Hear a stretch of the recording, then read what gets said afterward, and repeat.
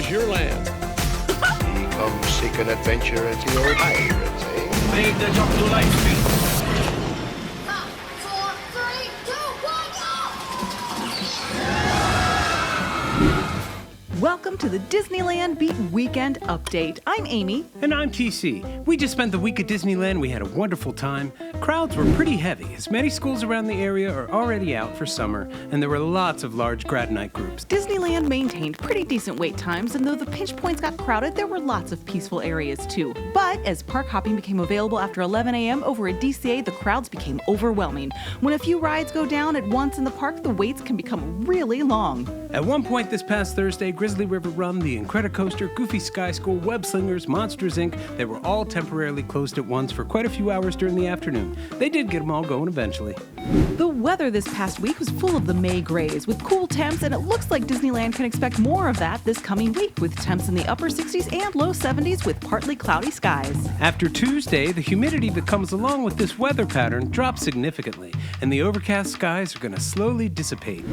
Splash Mountain had its last day of operation this past Tuesday, and we were there to witness it. The wait was up to 4 hours during the day, and cast members were doing an excellent job of making sure as many people as possible got to ride with fast dispatches.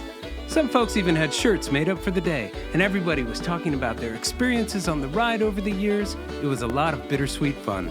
By the next morning, construction walls were up over much of the area, though the water ran on the ride throughout the day as Imagineers tested the flume, and by Tuesday, the whole area was surrounded by walls, complete with a new photo op for Tiana's Bayou adventure. Disney released more information about Tiana's Bayou adventure this week. Now we know that there are 17 new characters that are going to be part of the upcoming attraction overlay, and we got to see a picture of one of them, Prince Naveen's little brother, Ralphie. Little Prince Ralphie will apparently be a drum-playing animatronic. It's a fun idea, but we do wish the concept art didn't look like it was right out of Paw Patrol or worse, Disney's Young Jedi Adventures. One of the things about this ride we're really excited about is the music. With so much amazing material to draw from, both from the movie and from New Orleans sound in general, it's going to be good. This week, we learned Grammy Award-winning artist PJ Morton is writing, arranging, and producing an original song for the attraction. He's performing on and producing the sessions in New Orleans of all new arrangements, along with favorites from The Princess and the Frog. We learned that there is going to be the alluring scent of beignets being prepared to make us all hungry in the updated queue. And we found out that some familiar faces from the film, Tiana, Naveen, Mama Odie, Louis, Eudora, Charlotte, Big Daddy, and the King and Queen of Maldonia, and Prince Ralphie, of course, will be included on the ride. Pixar has a new film opening in a couple of weeks, and it's worth noting that they haven't had a huge theatrical hit since 2019's Toy Story 4. Not that they haven't been making great movies, but they've been going straight to Disney+. We hope this film does well. It's an original, creative story, and we'd really like to see more of that. It's opening only a couple weeks after one of the most anticipated animated films of the year, though, Across the Spider-Verse, a Warner Brothers movie that we saw merchandise for in Avengers Superstore at DCA this past week. As part of the promotion for Elemental, World of Color has a new pre-show called Elemental Connection that debuted this past week. The concept of the film fits well into the World of Color format, and it's a really cool mini-show. This past Thursday, the 6:30 Magic Happens parade at Disneyland had some audio issues that left much of the parade without enough sound to continue with its normal choreography. Sound technician cast members came out of the woodwork to troubleshoot the issue. It sure highlights just how complicated all these productions are and the amount of effort it takes to pull off the magic. Fantasmic is still off the calendar until Labor Day, but the Rivers of America did reopen for the Wondrous Journeys firework presentation with fountains and lighting and projections supporting that Disney Kiss Goodnight. It's nice having this third option for watching the fireworks. This next week, the fireworks will be part of the nighttime spectacular every night. We had a great experience catching the fireworks from the train. As you reach the north end of the park, you can view fireworks through the trees that seem to come from every direction. There's plenty of construction happening at the parks, but not so much it will dramatically impact your day.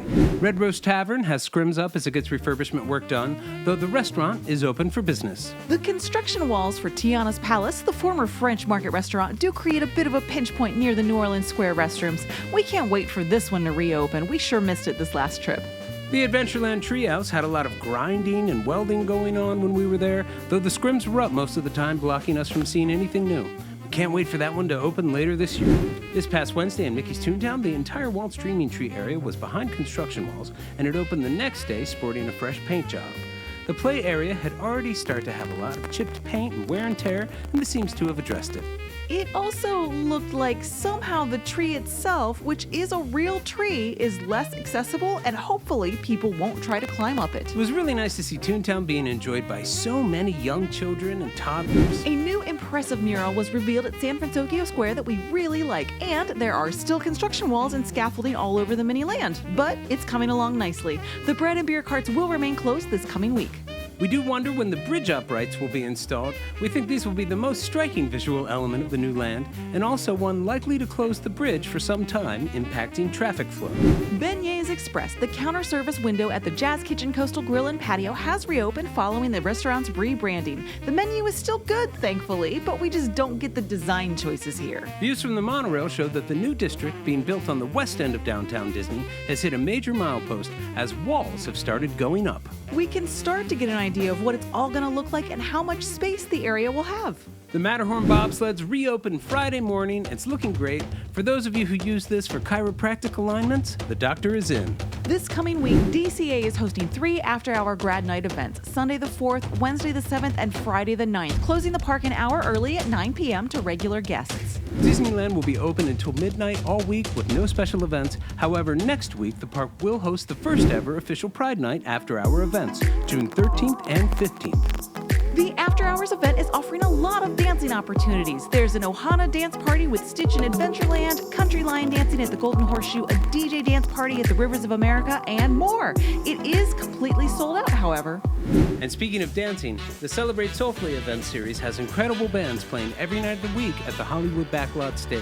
It's worth checking out their incredible musicians. We sure had a blast partying down. We are coming to the end of the Hyperspace Mountain Run at Tomorrowland. The overlay is only scheduled to run through June 4th, making this Sunday the last day. There is no announced closure of the ride, and it will be removed in one evening. Space Mountain should be back and running on the 5th.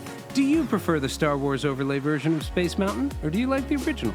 Let us know in the comments. There are several attraction closures coming this week. Starting Monday, June 5th, Mr. Toad's Wild Ride, Peter Pan's Flight, and Alice in Wonderland will close at Disneyland for refurbishment. They will be closed all week. Mr. Toad's Wild Ride and Alice in Wonderland are closed through the 15th, reopening Friday the 16th of June. Peter Pan stays closed through the 29th, reopening Friday the 30th.